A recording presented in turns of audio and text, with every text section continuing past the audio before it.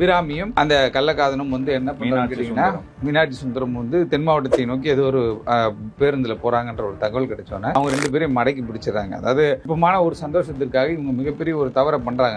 அந்த டைம்ல ரெண்டு பேரும் கைது செய்யப்படுறாங்க. கைது செய்யப்பட்டு ஜெயிலுக்கு அனுப்பிடுறாங்க. ஜெயிலுக்கு ஃபர்ஸ்ட் ஒரு எஃப்ஐஆர் போடுறாங்க. சப்சிக்வெண்டா வந்து சார்ஜ் ஷீட் ஃபைல் பண்றாங்க. அதுக்கப்புறம் எஃப்ஐஆர் ஆல்டர் பண்றாங்க. சார்ஜஸ் வந்துட்டு மாற்றி அமைக்கப்படுகிறது. அமைக்கப்பட்ட பிறகு இந்த வழக்கு வந்து காஞ்சிபுரம் மகிழா நீதிமன்றத்தில் நடக்க ஆரம்பிக்குது. ஏற்கனவே அதில் கொஞ்சம் லேக் எப்படின்னா 7 வருடம் ஆயிடுச்சு. தெரியல உங்களுக்கு, 7 ஆண்டுகள் இந்த கழிச்சு தான் நமக்கு இந்த தீர்ப்பு வந்திருக்கு. இவங்க இருந்த பகுதியில் இந்த பிரியாணி மாஸ்டருடைய செல்ஃபோனை ஆய்வு பண்ணுறது, அப்புறம் இந்த அபிராமியுடைய செல்ஃபோனை வந்து ஆய்வு பண்ணுறது. என்ன கேட்டால், இந்த மொபைல் ஃபோனை வந்துட்டு ஃபாரன்சிக் லேப் எஃப்எஸ்எல் இருக்கு இல்லையா, எஸ்எஃப்எல் ஸ்டேட் ஃபாரன்சிக் லேபுக்கு அனுப்பும் பொழுது இவங்க என்ன பண்ணுறதுன்னு கேட்டால், எல்லா வழக்குமே இப்போ நிறைய அது ஒரு சட்ட சிக்கல். ஒரு வழக்குக்கு முக்கியமான ஒரு ஆவணம் அந்த செல்ஃபோன்ட்டு, அதை வந்து எக்ஸாமினேஷனுக்கு ஃபாரன்சிக் லேப் அனுப்புறேன்னு சொல்லிட்டு 1 வருஷம்லாம் வச்சிருக்கு.